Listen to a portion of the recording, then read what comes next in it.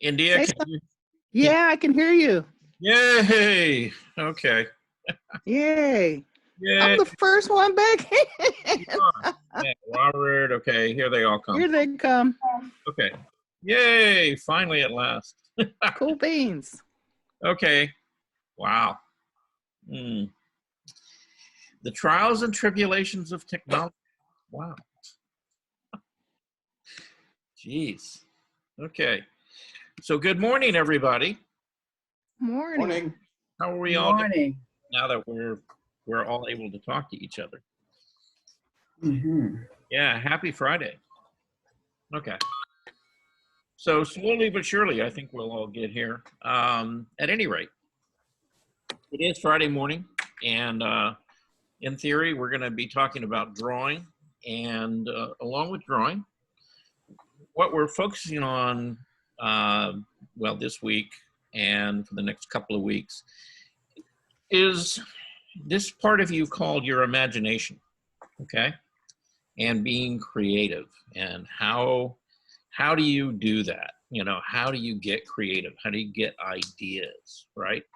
You know, and then how do you translate those ideas and work them out, you know, where you can make a piece of artwork from it, okay? And so I'm going to share a video with you, and this is from Proko, who you have watched several videos from in the past. And there's a guy, and he's basically talking about, you know, imaginative drawing techniques and how to come up with ideas, and, you know, how to create things, you know, out of your mind rather than look at something. Okay. So I'm going to share that. It's going to run about 10 minutes, and then there were 2 other videos that I was going to show you, but we may or may not do that. But we're going to have some discussion about how we each kind of go about, you know, coming up with ideas, things like that. All right. So let's check this out. Drawing an ink, thing. I think it's this one.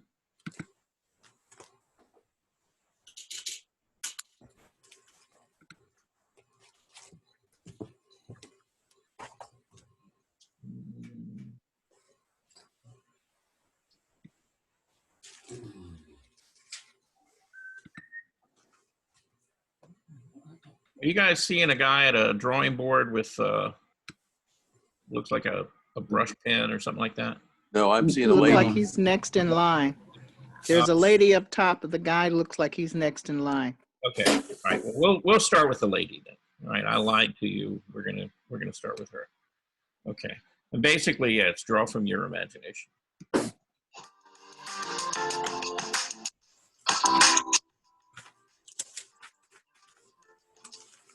I didn't mean to lie to you, by the way.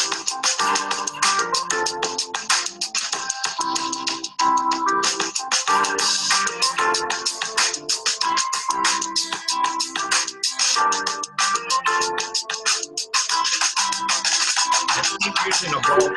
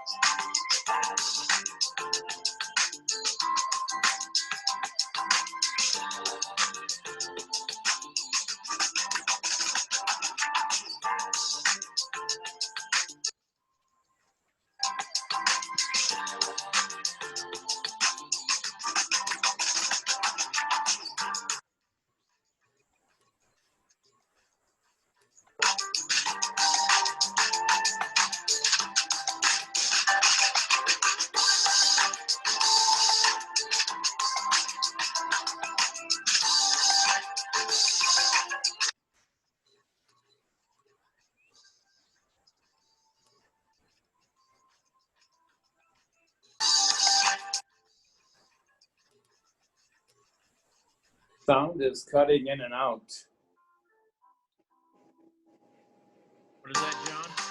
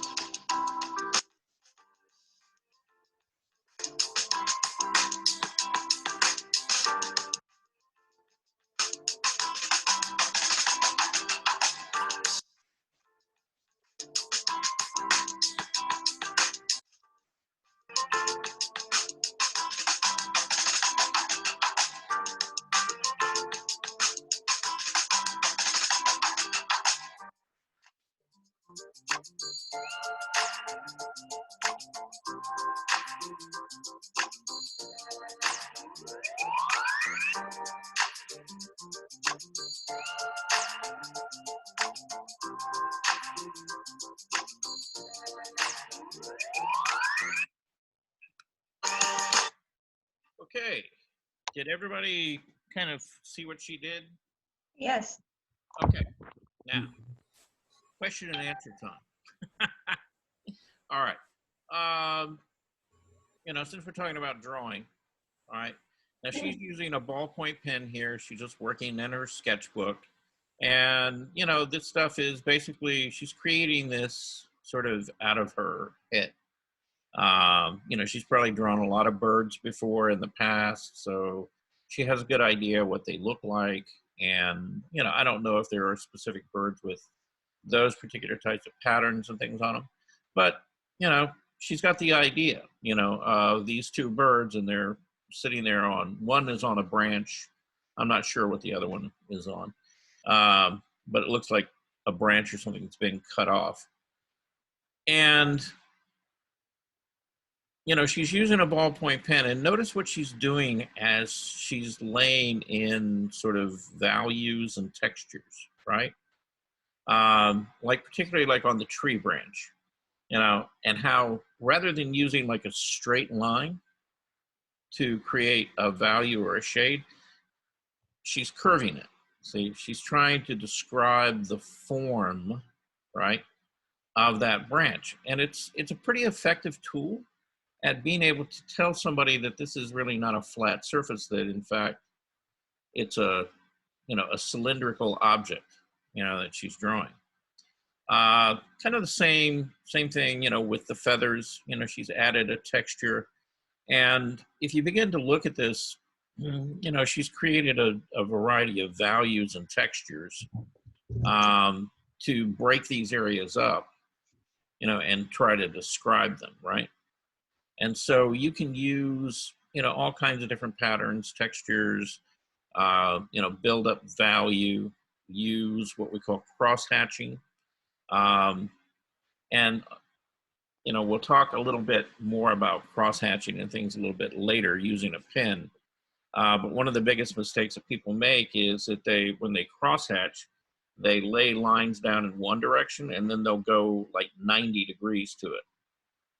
And that really makes like a very flat shape, where if they laid down lines in a direction and then they just angled it slightly, let's say 10 degrees, and then laid the next layer in, it begins to build up a little softer texture so that your eye, still moves, in that direction, and it doesn't make it flat. So there's little techniques and things that you can come up with, in sketching and drawing that will make your drawings a lot more effective if you just, take your time to think about it a little bit. Okay. All right. Let's see. Somebody put something in the chat. Let's see. Sound is cutting in and out. Okay, that's John. All right. Is the sound cutting in and out for all of you, or? I'm okay. You're fine. It was just in the You're video. fine. Yeah, just in the video. the video was doing that. Yeah, it was doing it during the video like it was buffering or something. Oh, okay. Yeah. Well, okay. Charles, I'd like to know what kind of ballpoint pen that was. I don't think I've ever seen one like that. I don't know exactly what brand it was. Yeah. Okay. Now, Seem to be very free flowing. yeah. It Now, looked like a fine point marker. pen. almost, yeah. Now, I think what she was using, let me grab one, was something like this. Yeah, And this is the ones that I ordered from, well, this is a Pentel. Okay, I'm sorry. Yeah, it was more like the one from Staples. And these are actually called Staples Rollerball stick pins. And I'll show them to you. And I love these things. Okay. okay, And it's you can read it. Kind of, yes. maybe it's Optiflow Okay, by, thank by Staples. okay, And if you look at the point on it, it's kind of like a ballpoint pen. right, There we go. But it's kind of like a fine line marker too. right. And the ink flow on these are very, very nice and even. And the other thing is that they seem to be, fairly sensitive to pressure. If you press harder, you get more ink. If you, press lighter, you don't get as much ink. So I find these really, really nice to sketch with. And I just ordered 4 boxes of them. Wow. I guess they work similar to the gel pen. No, I've got gel pens, and the thing with gel pens that I love the colors and things, because I got a set I got almost 200 colors of gel pens, and I was playing with those, and you can pick them up at Costco for 10, 12 bucks for this big round thing of 200 colors of gel pens. But the thing is, the ink on the gel pen doesn't dry very fast. And so if you're sketching and drawing, with me, I get my hand in it. And before it's Smears. all over the place. Yeah. Yeah, with these, it's like as soon as the ink goes down, Yeah. it's pretty much so dry, Good. Okay, all right. so it works, really, and I don't have to worry about, getting my hand in it and, it messing up the drawing, So with that Optiflow, how many colors come in? Did it have a lot of colors or just came No, just black. basic? Okay, just black. Yeah, well, I got black, I think maybe you can get them in blue, maybe in red, Mm. Yeah. But for me, I just went ahead and got the black ones. Okay. Now I used to use these, they were by Sakura, and they were these fine line pens. And I used to get those in sort of like a sepia color. And I love those pens because the sepia color gives the drawing a little softer look to it Mhm. rather than black. Yeah. But I haven't been to the art store in now a year. Well, other than just a week or two ago was the first time I went to Binders. So yeah, I haven't bought any of those, and I have a ton of them over at Benson, but I don't have any here at home. But those are great to draw with, and I really like those a lot. And those are more like a fine tip felt pen. Okay. Anybody got any questions about what we're talking about so far? Any comments? Yeah, she was drawing that from memory. It's something that she made up in her mind, a picture that she imagined, and then she drew it. Is that correct? That's correct. Wow. Yeah. Very, very imaginative. Right. And that's the point. I emphasize a lot of times drawing from life. Okay. And I think that, drawing from life is a really, really valuable way of learning. Okay. And any opportunity that you get to draw from life, I think you should take it. But at the same time, let's say that you don't want to go sit outside and draw a tree, okay? Because it's rainy or cold or something like that.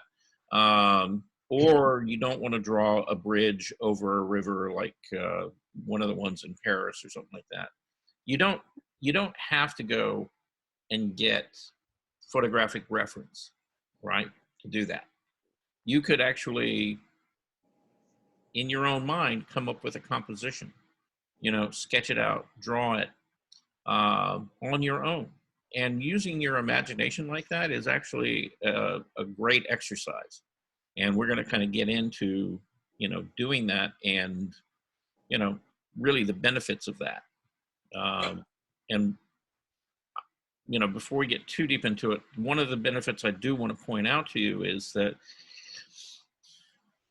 I think the more sort of imaginative drawing you do, the more you come up with your own individual sort of vocabulary and style of drawing, rather than, being kind of anchored to an image, a photograph or looking at something all the time.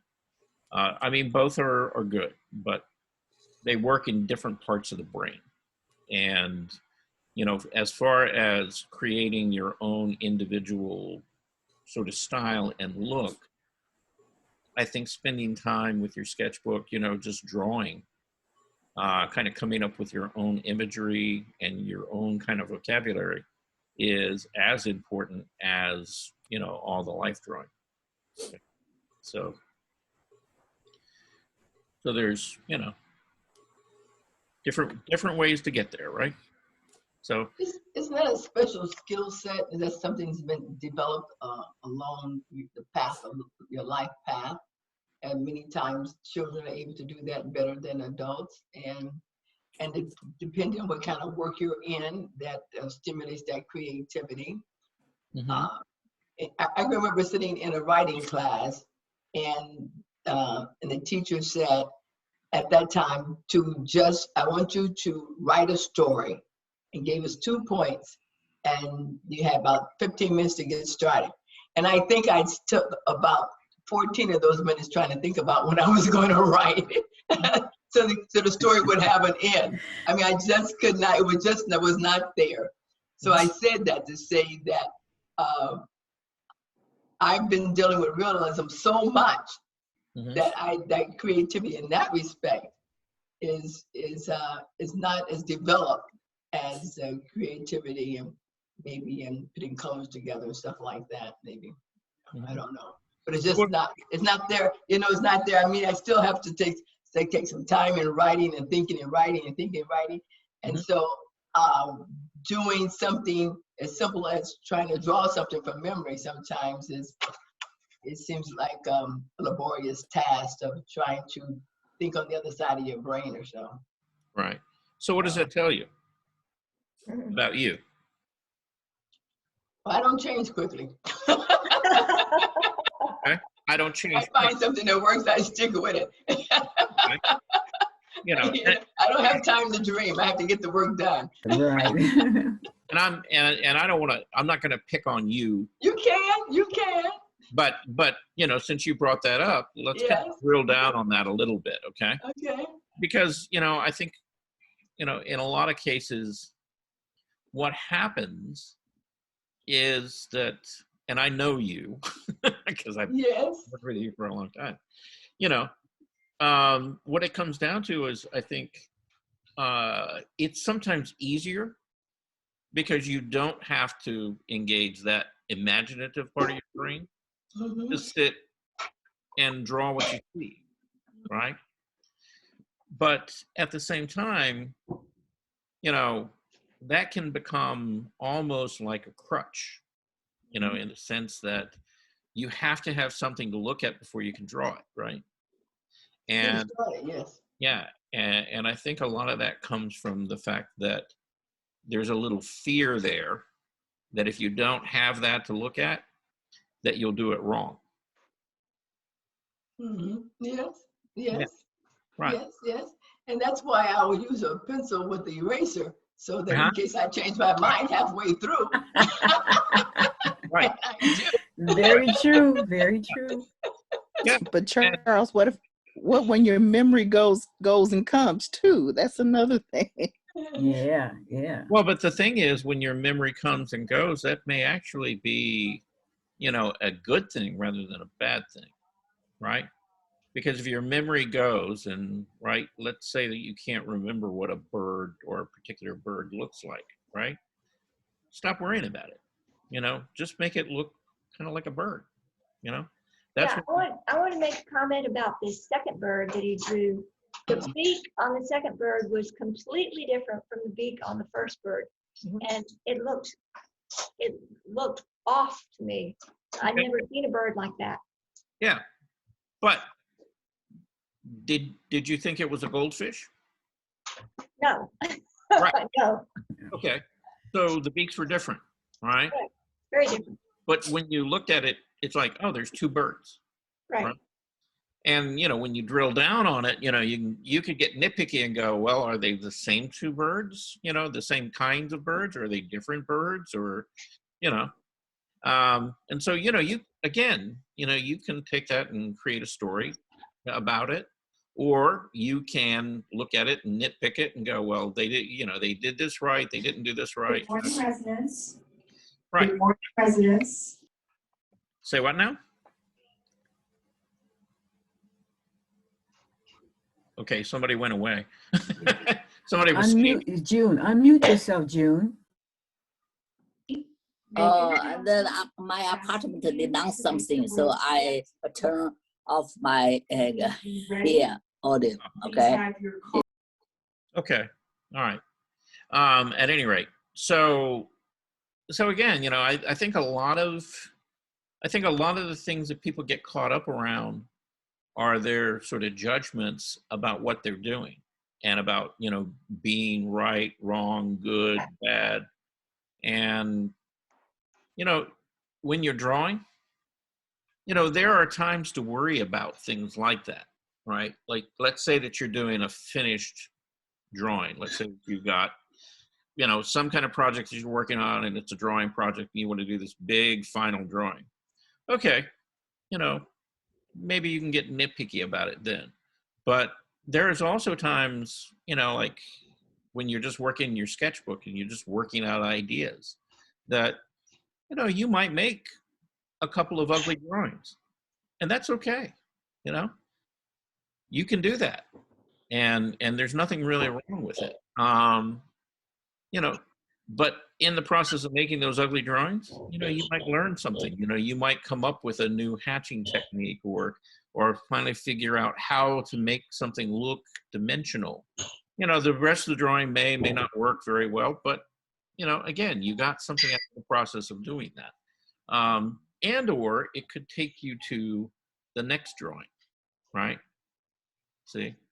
And that's where like thumbnails and things come in, you know, to be really, really important because, you know, you're just sketching, you know, you're just playing with ideas, placement, proportion, composition, things like that. And you may not do it right the first time. You know, you may not do it right the 10th time, but maybe the 15th or 20th time, you'll get it exactly the way you want it. See?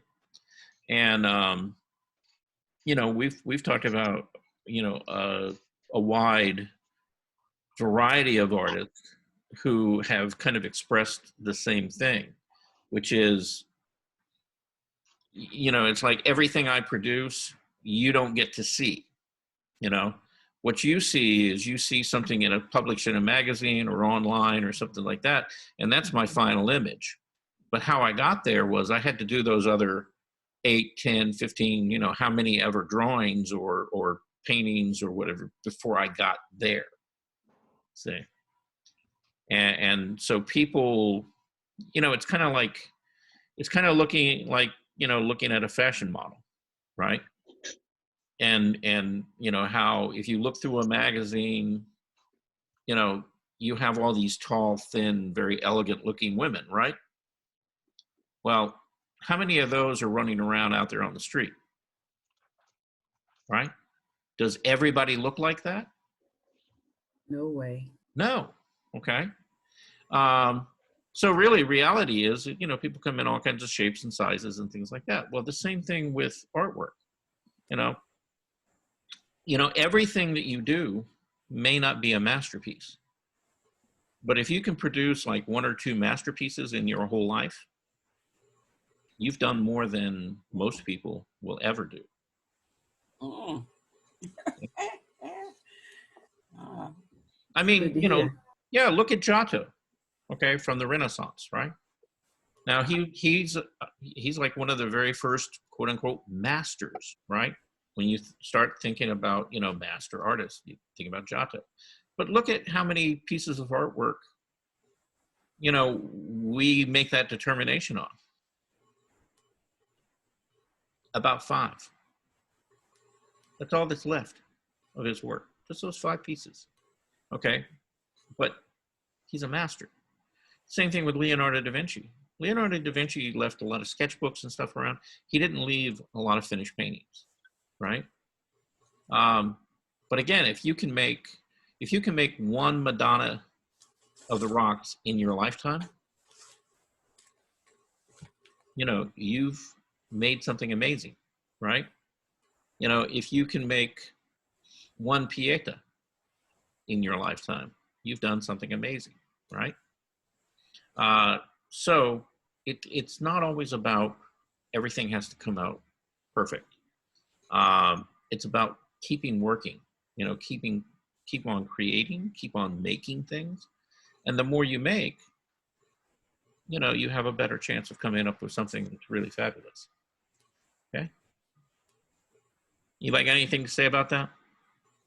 Charles, I just wanted to mention, it's not quite along this line, but yesterday morning on the radio, there was a commentary on the NFT process, not just in art, but in other technical areas and things like that. So I thought the coincidence of your presentation and then on WSB radio yesterday morning, Okay. NFTs.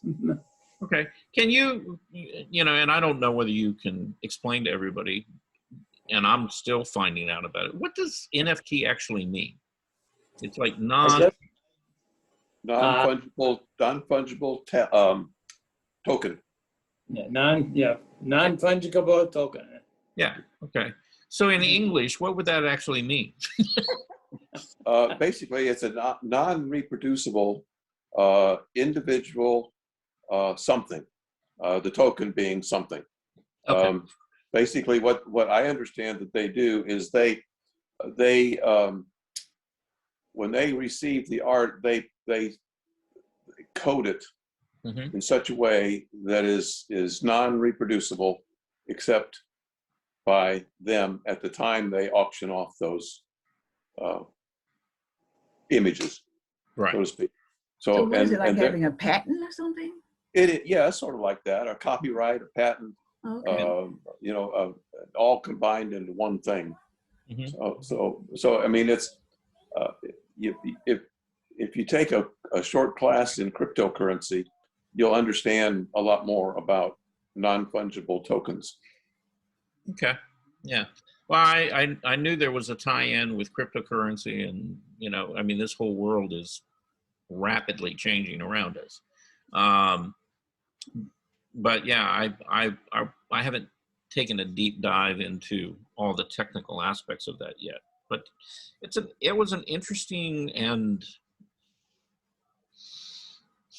I guess eye-opening experience to watch that, and not just from the money aspect, but from just the aspect of you know, artists being able to take a step forward in being independent and being able to promote their own work and to benefit directly from that.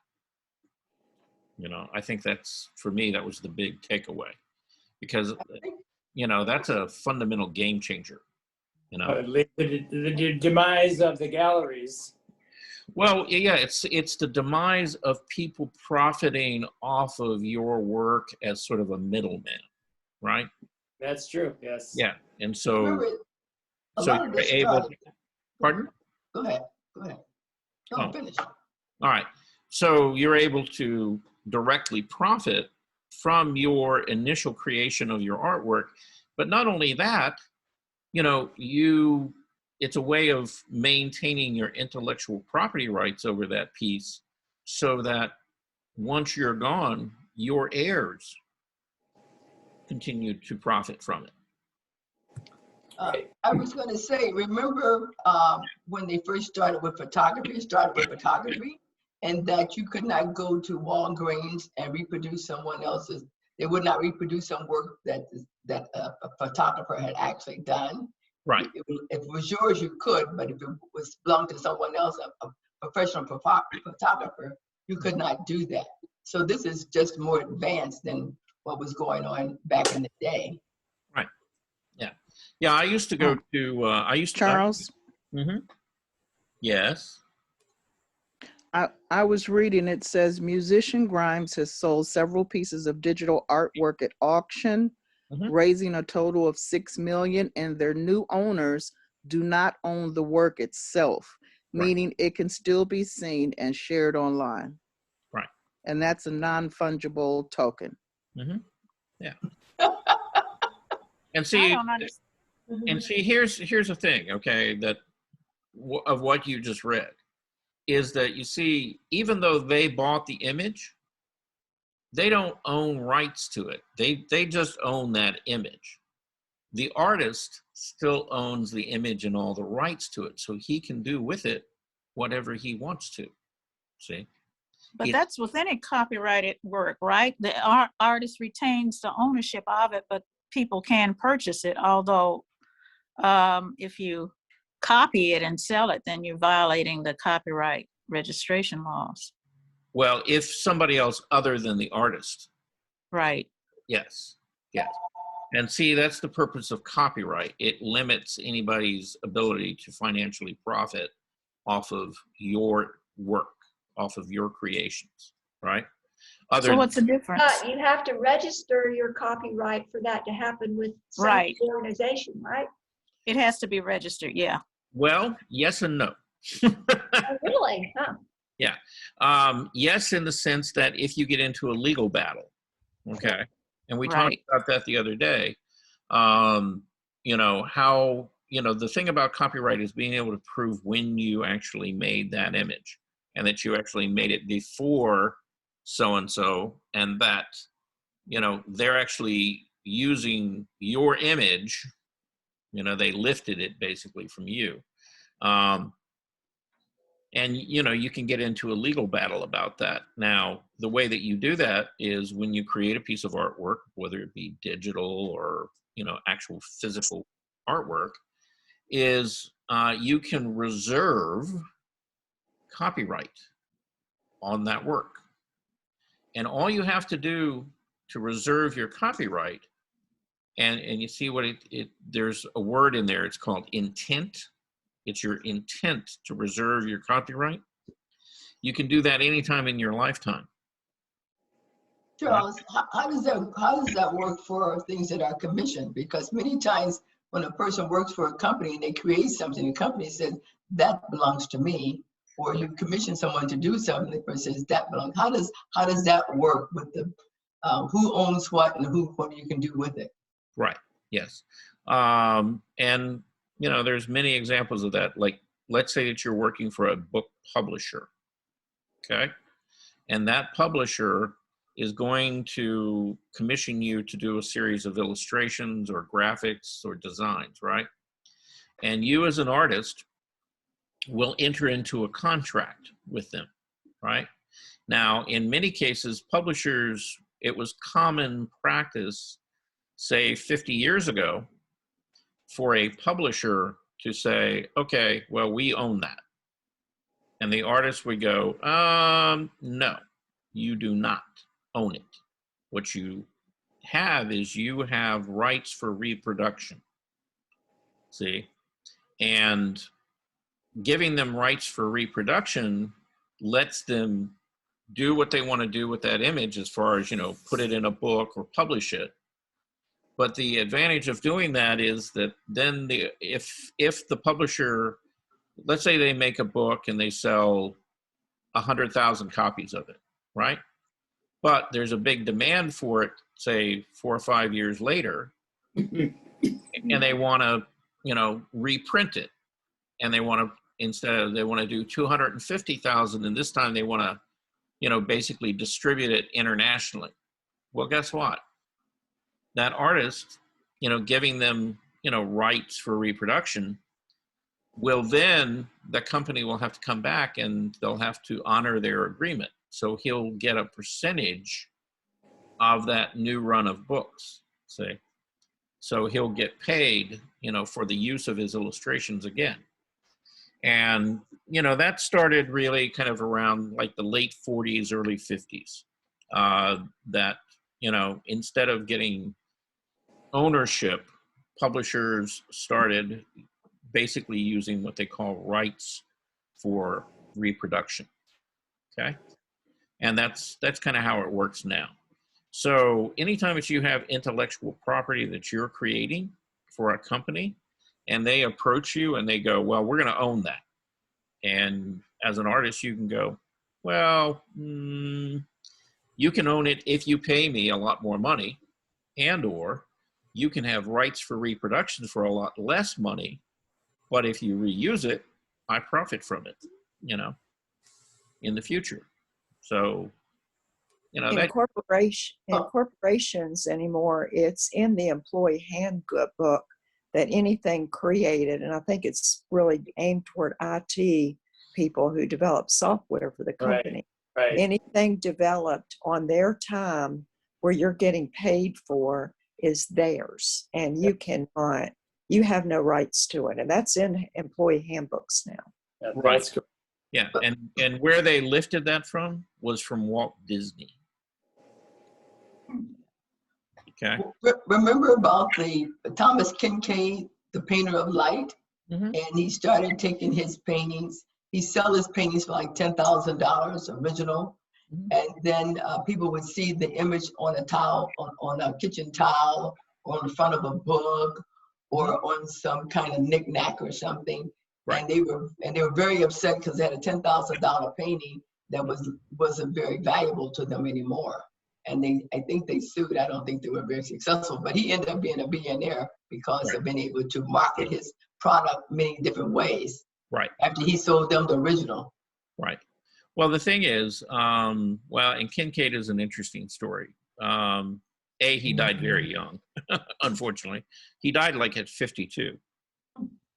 But Kincaid, what he did is he was actually commissioned to do 12 pieces of artwork that would kind of be like a flagship for a series of like home decorative items and calendars, right? And so he produced those 12, and that was the end of his contract, right? And the publishing company that hired him to do that, you know, sold the calendars, and they were very successful, and they were very happy with that. But they didn't want to keep having to pay Kincaid the fee to keep, creating these images. So what they did is they set up an operation in China where they had this whole studio of artists who started basically doing Kincaid paintings. Oh my word. Yeah. Did they copy them or just make new ones in the same style? They made new ones in the same style, Mhm. right? But what they did is they came back and they talked to Kincaid, and what they did not hire him to do more paintings. What they did is they ended up buying his name as a trademark. See? So that they could legally create these images, market and sell them under the name of Thomas Kincaid. Mm-hmm. And Kincaid walked away with a very, very large and substantial chunk of money. Yes. Yes. Plus, he got residuals from that for the rest of his life. Wow. He really didn't have to work anymore. Didn't have No. to paint anymore. No, he didn't. He didn't have to. He did. He continued on painting. But what he painted on his own and those images are different. They have a different flavor because he did a series, and basically, like I said, it was something to build off of. So they took those little cottages by the water and the trees, and it was always kind of that, kind of either sunset or sunrise, so they could light up the windows on the inside and stuff. You know, that was kind of the, you know, the formula that he came up with. And then they, you know, this publishing company took that and ran with it. But they, you know, they literally bought the rights to his name is what they did, you know. Like Has that happened to any other artist? It has, yeah, like Pinot. If you go into galleries, there's these Giclées, and you know, Pinot. He's a working, living. Well, I think he's still alive. Probably pretty old now. You know, he does these figurative paintings, and then, you know, they'll take them, they'll make Giclées out of them, and again, you know, they've got a place in China, and they'll start, you know, building up, you know, clear acrylic paint on top of these Giclée prints to make them look like they're actually painted, and then they'll take them and they'll sell them in, you know, art galleries. And that was a big, you know, a big kind of, some people called it a scam, you know. The thing is, most galleries who did that were pretty upfront with clientele as to what, you know, their clientele as to what they were buying, you know, that it really wasn't a quote unquote original Pinot, that it was one of the lines of his reproductions. But then, How do you spell his name? Pino. Oh, okay, that's easy. Did he have a first name? He didn't use it. You know, I'm sure he does have a first name. I'm not exactly sure what his name is, but he's an Italian guy, and they've marketed him worldwide.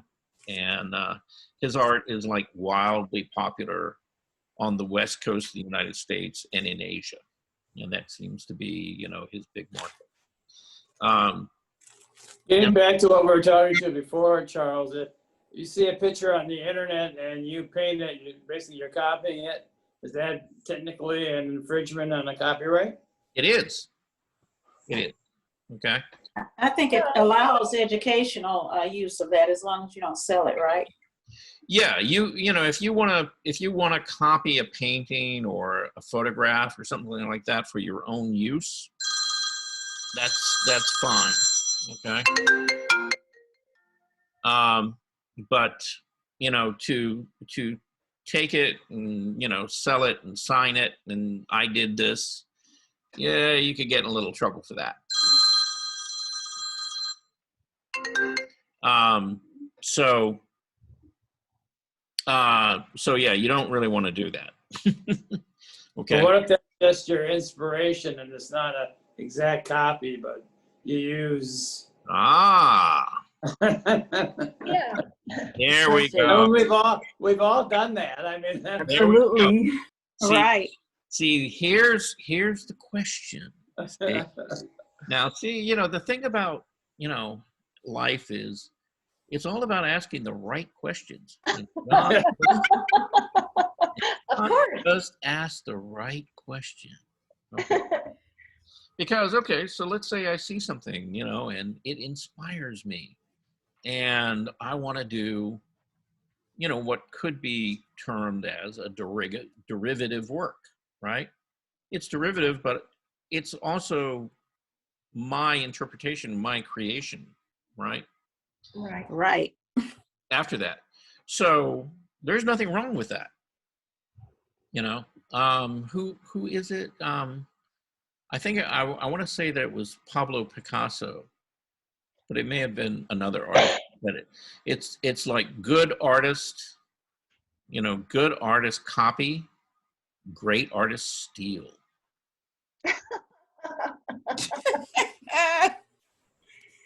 Must be all great artists, huh? No, but the greatest artists steal. Okay. Now the thing is, you know, they'll steal it, but you'll never know they stole it. Because they'll steal it and they'll use it. You know, they'll make it their own. Okay? But if they can they're prove putting their that own twist on it. if if it can be proven that you were inspired by a certain person, then that's still about a copyright violation, right? No, it is not. Mm. I thought I read that in the copyright law. No, no. If, you know, and they've got kind of a formula, you know, if you change it, like, I think that it's like 20 or 25%, you know, where it's, you know, that you've made modifications or changes to it, then it's supposedly not a copyright law.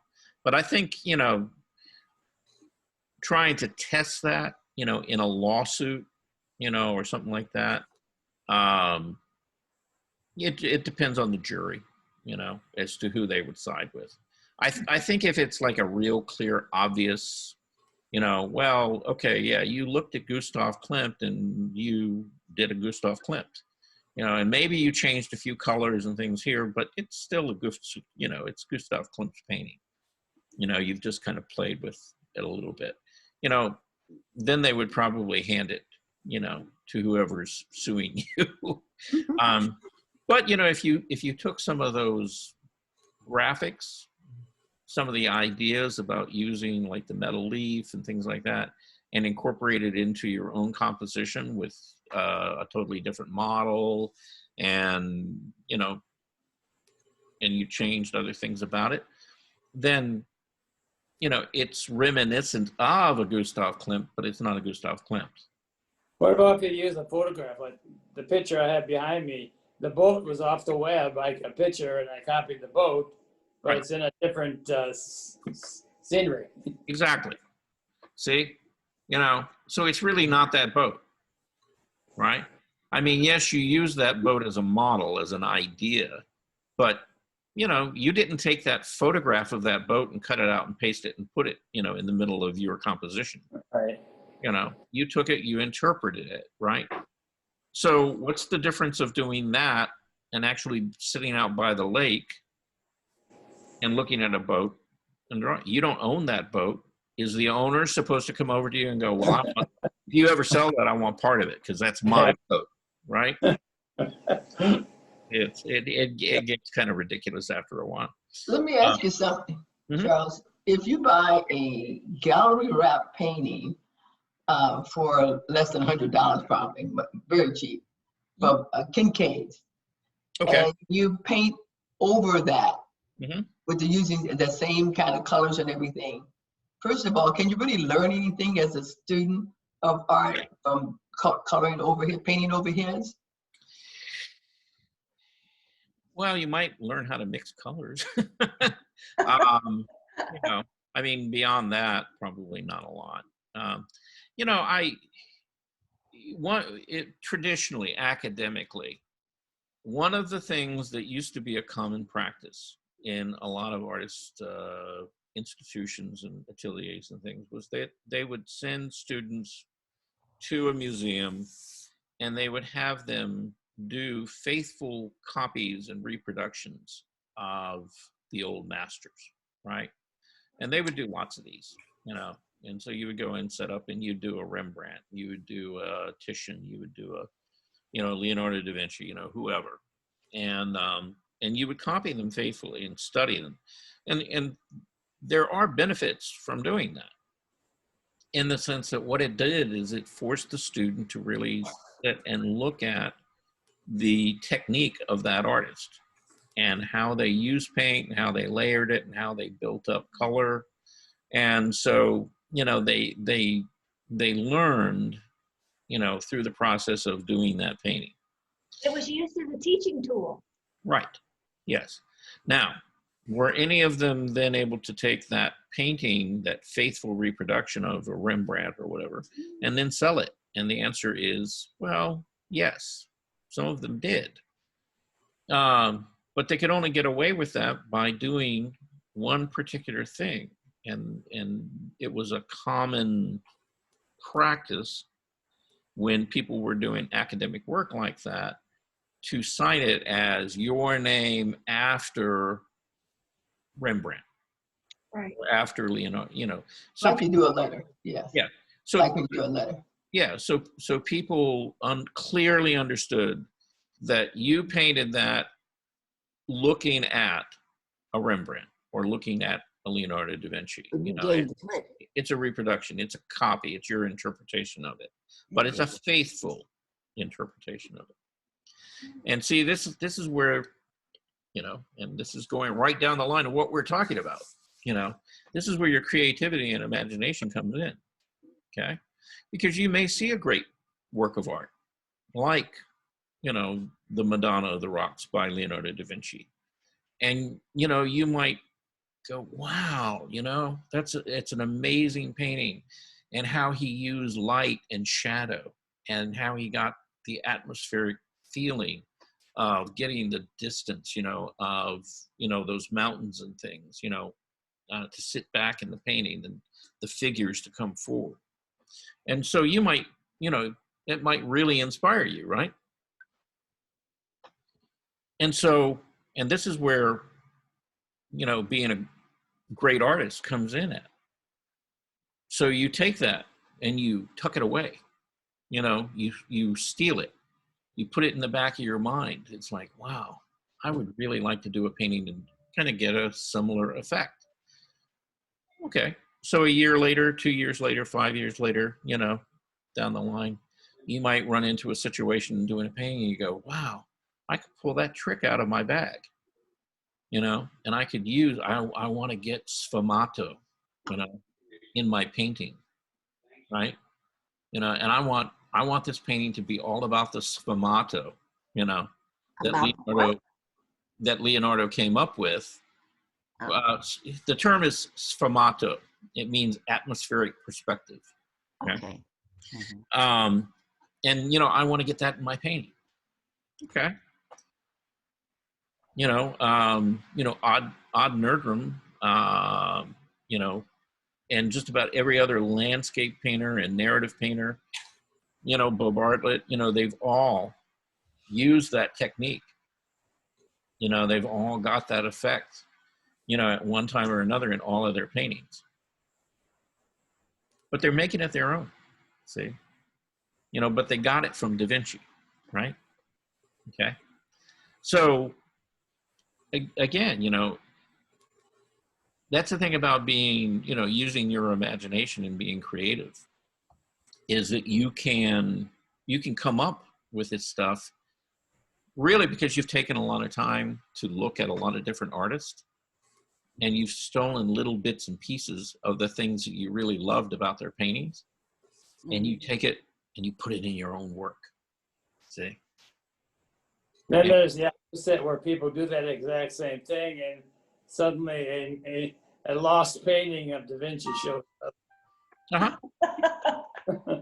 Well, yeah, but, you know, and see, here's the thing, you know, it's like when one of those lost paintings of Da Vinci show up, there's a lot of head scratching, you know, there's a lot of head scratching, and they do a lot of research. Like, for example, and there was a video done on this, you know, there was one little painting. It was just a portrait. It was a beautiful portrait. And, you know, people thought that it was kind of around like the later Renaissance area or whatever, you know, it had the right techniques and everything else. And they actually tested it was done on paper, actually. It was an oil painting, but it was done on paper. And it was done, you know, basically as part of a book originally for this princess, this Italian princess, who got married off to this king or somebody in like Czechoslovakia, right? And this was one of the wedding gifts. And guess who painted it? It was Leonardo da Vinci. It was the last Da Vinci found. And so it was actually a Leonardo da Vinci that was painted on paper in a book for this princess. And it took them almost 8 to 10 years to do the provenance on that and track that down, you know, and actually prove, yeah, this is actually a real Da Vinci. Okay. So, so every once in a while, those things do pop up, but, you know, what we're talking about is really, you know, we're making art today.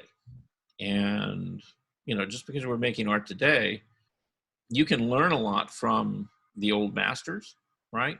But you can also look learn a lot from just sitting outside on your back porch and watching the sun go down, or the sun come up. And the thing is, you learn from that process of observation, and then you try to incorporate that experience into your artwork, right? And in the process of doing that, you create something that's original, but that other people can then relate to, because other people have had similar experiences, right? We've all experienced sunrises and stuff, and sunsets, we hope. If not, I feel really bad for you. You should get out and enjoy them more often. But, it's like, where does this stuff come from? It comes from inside of us, right? It's how we sort of distill our experiences in life. And the same thing is true with every time we see a car or a house. We all have pictures inside of our head about what these things are. And if John drew a house, it's going to look different than the house that I draw, or Claudia draws, or anybody else in this group would do, because we have different pictures in our head of what that is, right? Different experiences. We also have different tastes, things that we like, things that we don't like, right? So it's going to be a very individual thing. And that's what we're trying to get to, is as an artist, when I create something, how do I make it my own, right? And not just paint like a really pretty vase of flowers that look exactly like that vase of flowers sitting on the table, right? So if you think about it, one of the most famous still lives in the world were the sunflowers by Vincent van Gogh, right? Do you think those sunflowers really looked like that? They did to him. Yeah, that was his interpretation of his experience of sunflowers. But did he sit there and try to copy every little bit of light and shadow on them? No. See, he took the approach of using the paint to create movement and textures and contrast, and value and in color that would express how he felt about those sunflowers, in his room, right? So, and that's the same thing with you and I. When we sit down at the studio and we pick up paint, we're not just trying to paint something that looks like, the thing we're painting. We're also trying to tell somebody how we felt about it. Does this thing make me happy? Does it make me sad? Is this a subject, that brings up maybe some anxiety or some fear for me, right? And see, then it becomes art. It's not just a painting, it becomes a piece of artwork. You can do it in pottery, you can do it in, even like, crafts, like making clothes or fabrics or things like that. You can be expressive. And so that's what we're after here, is how do you become more expressive with the things that you're doing, right? How are we doing? Oh, okay, I turned off my phone. Charles, when I think back to the two birds that were drawn this morning, I do not have any kind of emotional response to that, except to say that the likenesses were very realistic, and it was not an unpleasant picture. It left me with a feeling of goodness, because she captured what was in her head and transferred that image to others. And I liked it. Okay. But you found it lacking. Because of the bird's beak. The bird's beak bothered me. you got hung up around the technical part, the bird beak. That's right. That's crazy, isn't it?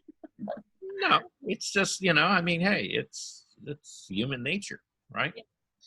You know, but okay. I guess the bigger question is, yes. So when you look at it, you didn't get like a big, strong emotional response from it. But the question is, what kind of emotional response did she get? Did she really enjoy drawing that? Right. Probably. Yeah. Yeah. Okay. And the reason that people make art, you know, I would say in most cases, is not for somebody else. It's making it for themselves. Yeah. Absolutely. I agree with that. And if you're making art for any other reason, you probably need not to make art. Right. You know, because the first thing you should do is you should make something that really you can get excited about doing. And if you can't get excited about doing it, don't do it. Okay. You know, and that leads me to my final statement, or little, I don't know, little bit of information, I guess. Once upon a time, when dinosaurs roamed the earth, and I was a young art student at the Academy of Art. You're older than I thought. Yeah. Yeah. You know, the head of the illustration department imparted a little bit of wisdom upon us. Okay. And this was really very early on. I think it's one of the very first things she said to us, probably in the very first class. You know, she said, look, the hardest thing, you know, that you'll find in having a career as an artist, okay, is not all the technical aspects of it, right? It's not, you know, how do you paint something or how do you get a likeness or a portrait? You know, you're all going to learn that, right? And you're going to work your own way out to do it. The hardest part that you'll have as an artist is getting up every day and finding a way to get excited about the things that you're doing. That's it. See? Because I get excited when I begin, but about halfway through I lose interest. Yes. How do you maintain the interest? See, and you know, as a professional artist, so that is the struggle, because you see, a professional artist, you know, most of the time they're going to sit down. And if you follow my advice and a lot of other professional artists' advice, you're not just going to launch in and start throwing paint up on a canvas. Right. You know, you're going to start with a sketchbook and a pen, and you're going to do some thumbnails. And, you know, you're going to develop an idea. And after you develop an idea, then you maybe going to do a little color studies, or 4 or 5 of them, right? And after you do a color study, then you're going to go to something called a comp, right? Which is you're going to take those color studies and try to turn them into something that actually looks like a painting, right? But a very small version of it. And if that works out, then you might actually spend the time actually doing the painting, right? What about now when you're working, say, as an illustrator, and you know you're getting up in the morning to go to work and draw a craft cheese box? Is that inspiration? Or? Well, that's exactly what she was talking about. You know, I mean, how many people can get really excited about craft cheese boxes? I personally cannot, unless the craft cheese is on top of a piece of toasted bread. Okay. Let's have lunch. Yeah. Eat it first. Right. Then I can get excited about it for a few minutes. Okay. But once it's gone, I kind of lose interest pretty quickly. And when I fill myself up with about 4 or 5 of those things, then I pretty much really lose interest, probably for about, you know, probably for a week or 2, and until I can come back to them again. But it's like if you have a job, you know, and you have a deadline, and you have to do this rendering of this melting cheese over this piece of bread or something on a craft, you know, cheese box, then, you know, that's the hard part. It's like, how do you get excited about it? Right. You know? How do you make it interesting? Okay. Now here's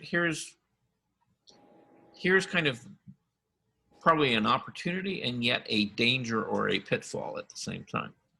Okay, and I've run into this personally. So in the process of making this really exciting for you, you might do some wild and crazy layouts and compositions and really dynamic views of this piece of, this slab of cheese melting over this piece of bread, and you're really excited about it, and you take it to the client and say, here, this is what I want you to put on your cheese box. And the client looks at it and goes, we don't like that. We want this one over here. This is safe. This is boring. Okay. Everybody's going to look at this and they're going to know, oh, this is a Kraft cheese box. Okay. And we're okay with that. Then you got to kind of just bite the bullet and do it. See?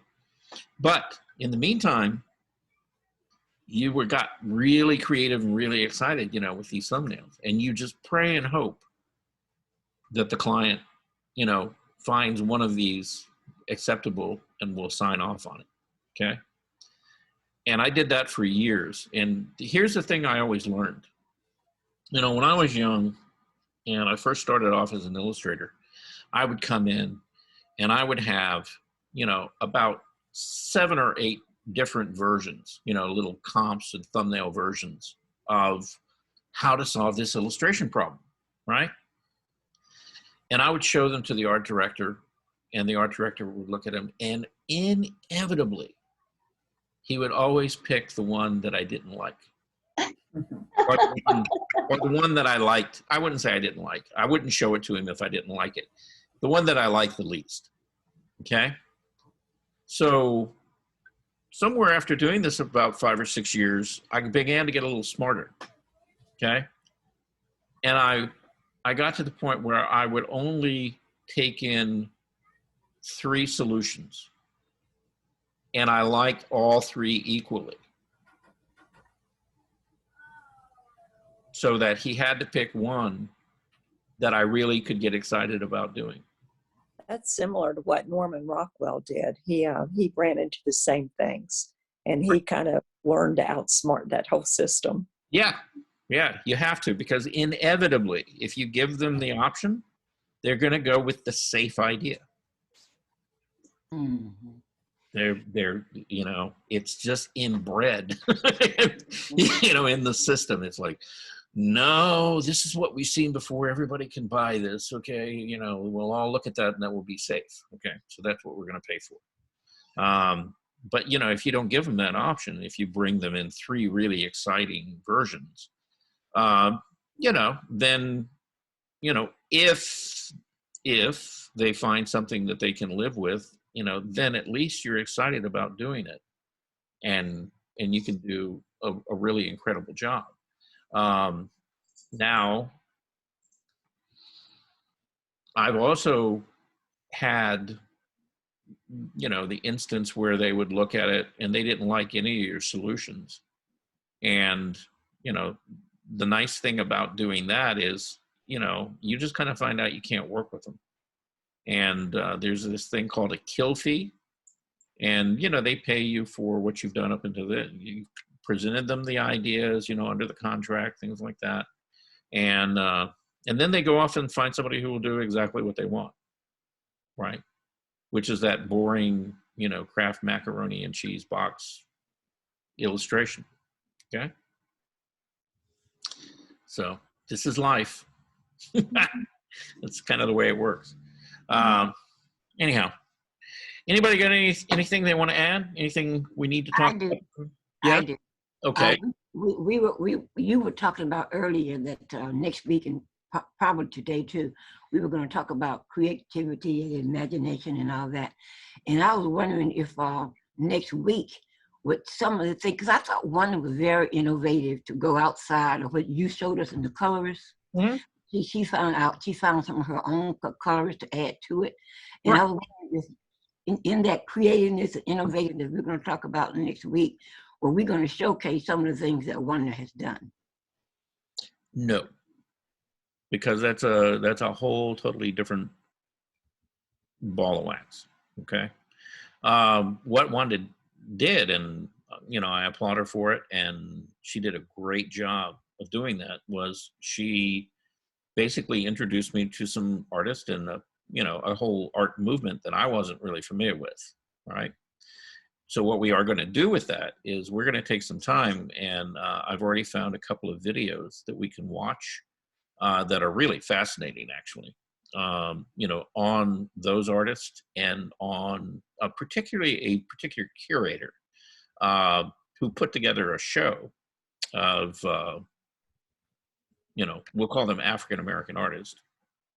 And this was back, I want to say it was back in the 60s, okay, when he put this show together. And it really did bring the contribution of, you know, artists from African origins, you know, in America, you know, to the forefront, and their contribution over the, not only that period of time, but really for the last 200 years that we've existed as a nation.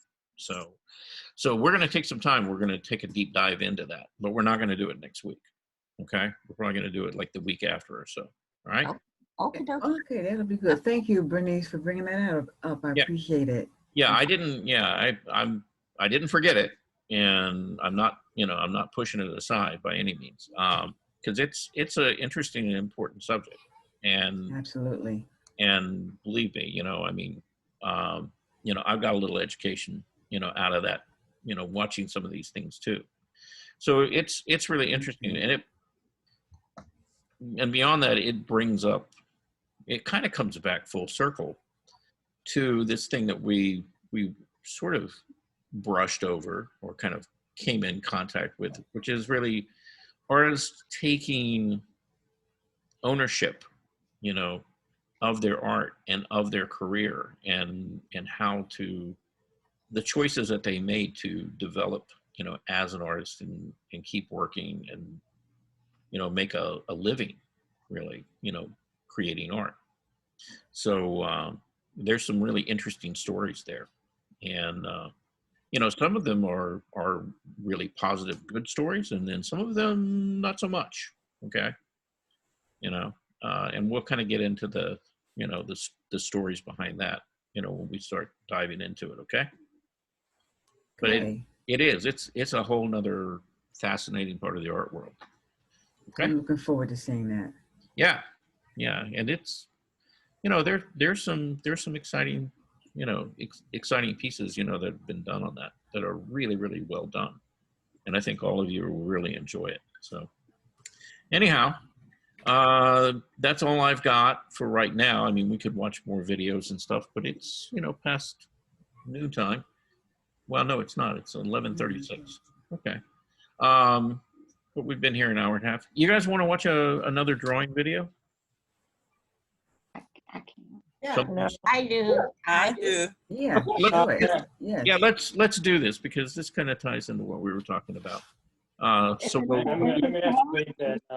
Bye-bye, everyone. Well, we'll do the one from Proko. Yes, Susan? How long is it?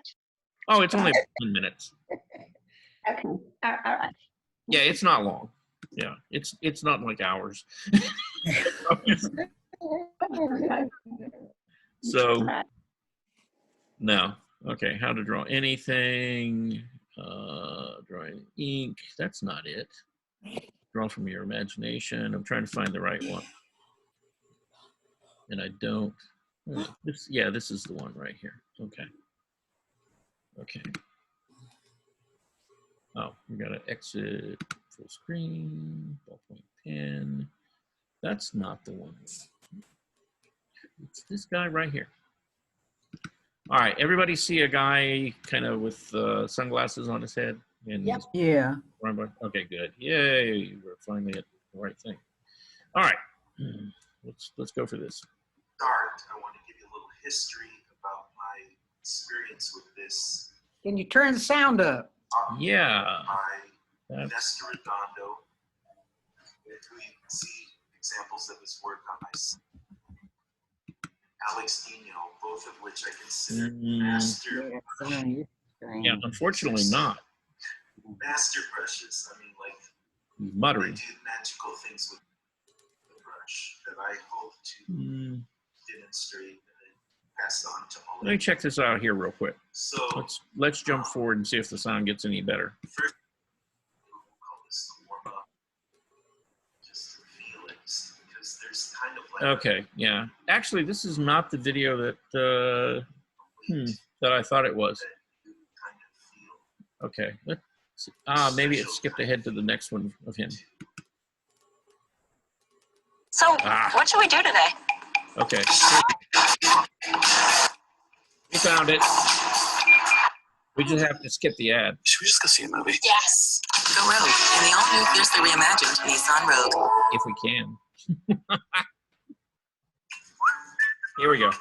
Yay!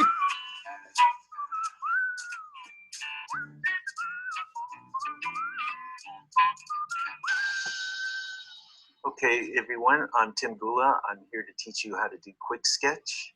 Tim Gula is one of those guys that floor you when they tell you their history. He worked with Frank Frazetta and Mobius, major studios like Disney, Marvel, and DC. He studied with Alex Nino and Fred Fixler, who was a direct student of Frank Riley. When he was a kid, Jack Kirby invited him to a studio to watch him draw. Yeah, I would, over his shoulder. And he wouldn't speak. He'd be in trance. You know how, like with me, when I do the figures, there'd be like rough drawings and indications. The pencil would hit the paper, and it wouldn't stop until the page was complete. And it just like it poured out. And I remember just looking over his shoulder thinking, how is that possible? How is that possible? And I remember just like feeling so inadequate. And here's a page to like say, I don't know, Mr. Miracle or Commandy. And I would think, how is that possible? The pencil would just hit the paper and the page would just be done. There wouldn't be any indications, no rough drawings. It just started off and then it was done. Was it kind of like Kim Jong-gi? No, what's that? It's an artist. Oh, yeah, okay, yeah, the Korean guy. Yes, exactly. That it is exactly that. But Kirby would do a whole story, a whole book like that. I mean, it was all in his head, played out. And then my luck went further when I was working for a while doing this stuff for France. I got to work with Mobius, and there's another guy. What he would do is he'd practice doing these great drawings. I'll do one. Yeah, you want me to? Like a Mobius type of thing. Oh, are you talking about automatic drawing? Yeah. Ladies and gentlemen, this is a great exercise if you can do it. So I keep my mind blank. I have really no idea what's going to appear on the paper, but I just trust it will. And I just let out kind of like a highly imaginative, spontaneous expression, we'll call it for lack of a better term. This is how it would start. Just like real simple, kind of almost, let's call it almost like microscopic, the stuff you'd see under a microscope, but there is no microscope. It's all in your head. And you create like this, like your mind's eye becomes a focus. You learn how to focus it. It's all doing very organic shapes. This I would put as much importance on as the figure, because this takes your mind and your mind's eye to a place that normally is unexplored. And it can't help but to enhance your whole view of your ability. I have no idea. It's all just happening on its own. It's kind of like the Wheel of Fortune. And this is what Mobius showed you? Yes, because I would come in one time and I would see, and I'd see Jean, and he'd be doing these like strange doodle-like things, and I'd say, what are you doing? And he says, oh, I'm just letting my mind relax. And it is. This is how you let your mind relax as an artist, and in a beneficial way. It's funny how many artists like Alex Nino, Mobius, Jack Kirby, do the similar thing, unawares of the others' experiences in this. That was the first thing I hit, like, wow, there's this strange commonality with all these guys, and they're all super good. They're all highly imaginative. I mean, to the point of it being unbelievable. It's these exercises they do where they allow their mind just to be free and expressive. It relaxes your mind, and you can feel your breathing change and everything, especially after you've been under a lot of stress with a certain assignment. It's good to do these things that kind of keeps you in check so you don't burn out or become too, I don't know, burdened. It's kind of like takes you back to like a childlike sense of things, frees you up. And then drawing kind of maintains a freshness. A lot of these artists, they become stale and bitter because they don't, I think, allow themselves to like enjoy it, take it on a more enjoyable level of it all. So the figure is important and useful. And this, what I'm showing you now, is as useful really on a lot of different levels because it keeps your mind sharp and fresh. So you're able to deal with challenge. See, look, I mean, where's all this coming from? But there it is. It's abracadabra. And Mobius would do this like in pen and ink and watercolor. And it's like, oh my God, how do you do that? But I mean, I caught on enough to be able to do this. I mean, to some degree the same. But I get to experience the benefit that those exercises provide. No pressure. It's not like, oh, it's got to be of a certain quality. It's got to be of a certain standard. It has to look like none of that. You allow yourself just the freedom to be, well, I guess yourself, but in an artistic kind of playful way. Because when your mind is relaxed, and this is a Mobius quote, when your mind is relaxed, it's the most creative. But I don't have to tell you all to know how hard it is to get that mind relaxed and yet productive. Sometimes it seems utterly impossible, but you do this kind of stuff on a regular basis and suddenly it's much more available.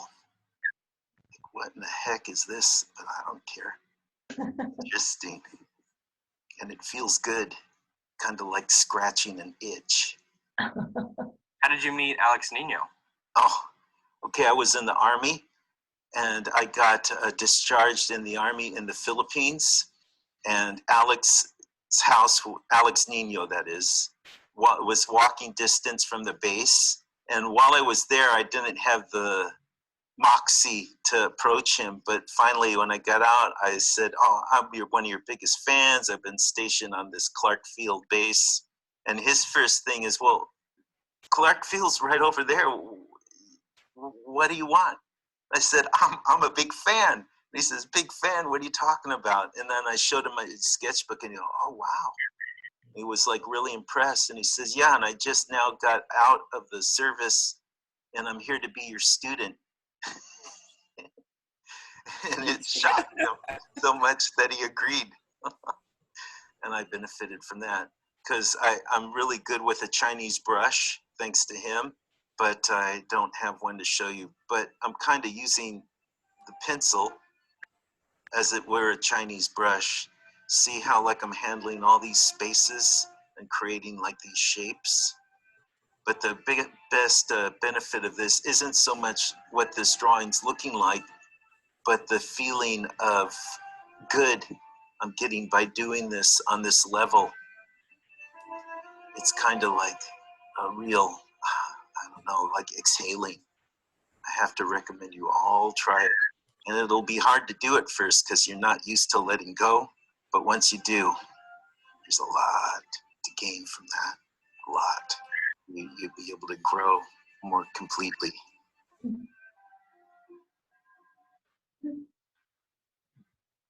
Military-grade handheld telescope. Okay. So what do you guys think of that? That's it. I love the way he held that pencil. And it feels really good to use a pencil like that. Right, that's how you draw with it. Yeah. Right with it this way, you hold it that way to draw. Yeah, it As feels you see, you can use your arm and your wrist and your shoulder, and you get much more fluid kind of movement out of it. Awesome technique. It was a special kind of pencil, wasn't it? Well, it was a charcoal pencil. Charcoal. Yeah, but he had sharpened it to a long point to draw with. You know, we've talked about that, you know, before, where you can go out and you can buy a pencil sharpener that will do that to your pencil. Can everybody see that? Yep. Oh, wow, yes. You get a nice long point on it so that, you know, you're not just drawing with the tip of it, you know, you're holding it and you can use the whole side of it and get, you know, like thin lines, thick lines. Is that a special kind of pencil sharpener? All kinds of stuff. Because some pencil sharpeners will use your whole pencil up. You won't never get that sharp. Yeah. No. Well, yes. And Is that a flat pencil? no, it's just a regular Prismacolor pencil, but I've got a pencil sharpener that will sharpen it with a very, very long point. What kind of Would you show us the pencil sharpener? Show us. Yeah, please. Tell us. Yeah. Sorry. Go over and get it.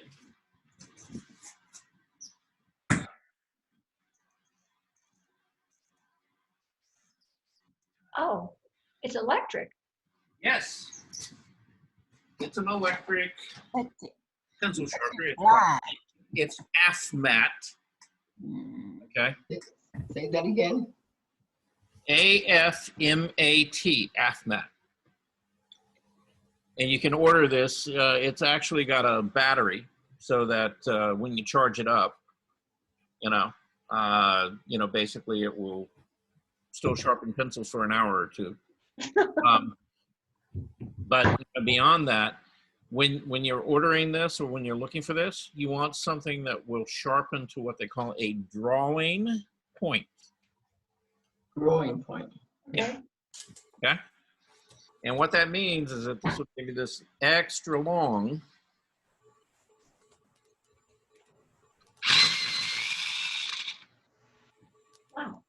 point on your pencil. Okay. Oh. Okay, good. And this will sharpen Prismacolor pencils. It will sharpen graphite pencils. And see, I keep it here in my studio because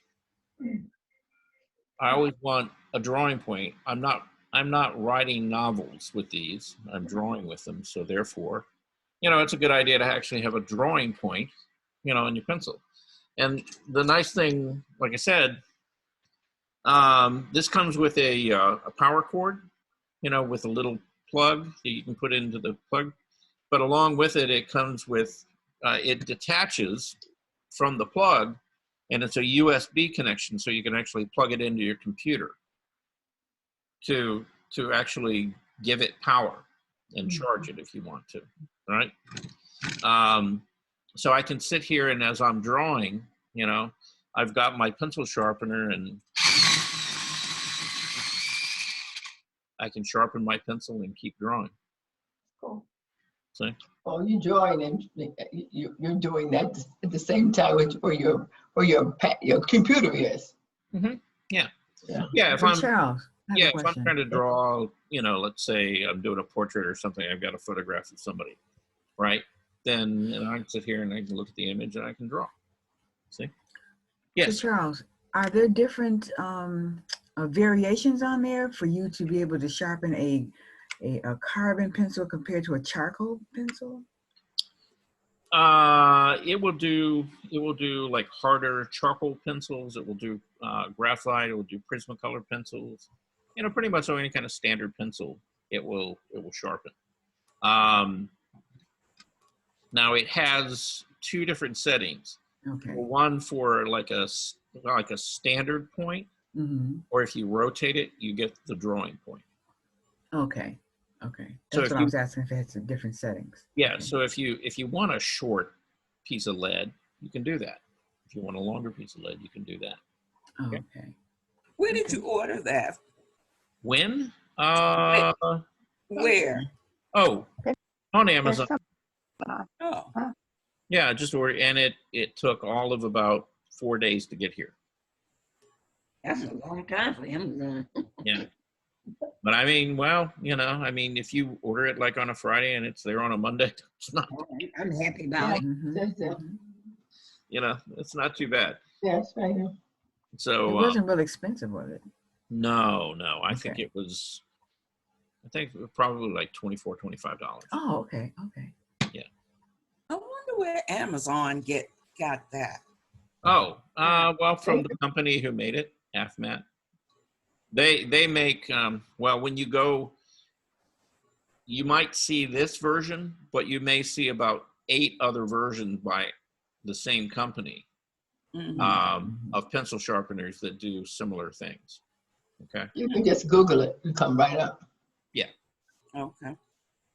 Yeah, and it'll probably take you to Amazon. So, but you could probably get this at some of the local art stores as well. Okay. Oh.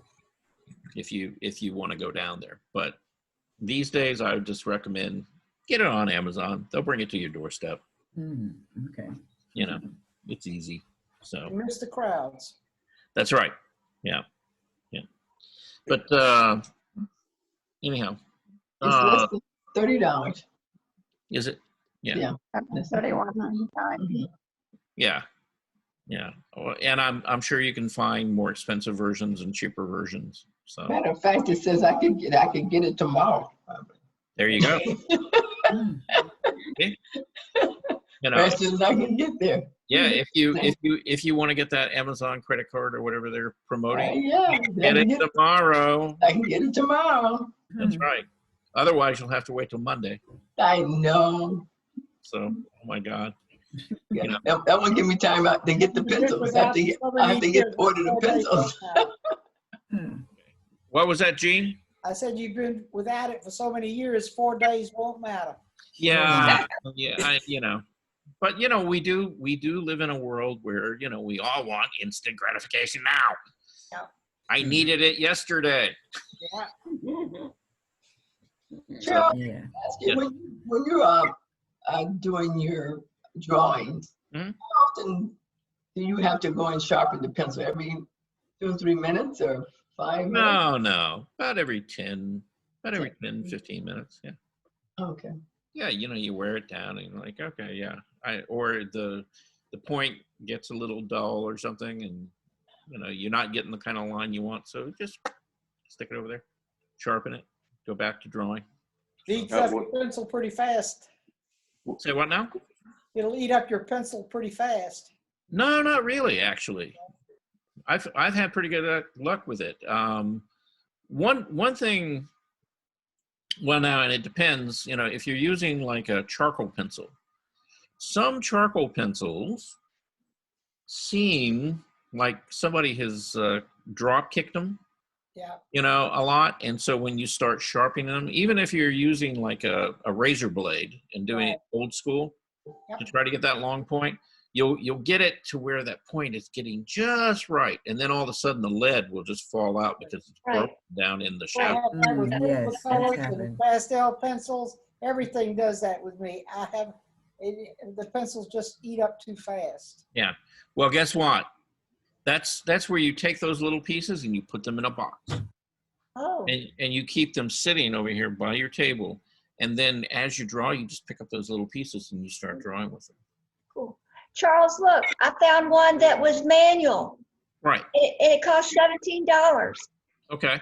All right. But now, does it give you a drawing point? It looks like it does. It's a very sharp point. Look at that. Yeah, but yeah. How long is it? Yeah. Yeah. It's pretty long. Yeah, that looks like a drawing point. Okay. Yeah.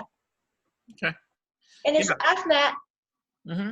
Yeah. So if you want to do it manually, you want a battery to do it for you, whatever, it whatever works, right? You could even go back to the Stone Age and get out your X-Acto knife and sit there over the trash can and carefully shave it down to just the point that you want.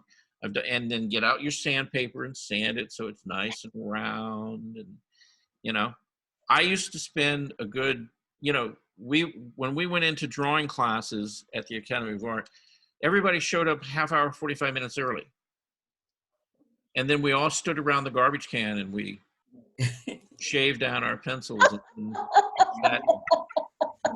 so that we had about 8 or 10 pencils for the drawing class so that we didn't have to lose a drawing, go over and sharpen our pencil. We could just pick up the next one and keep going, you know?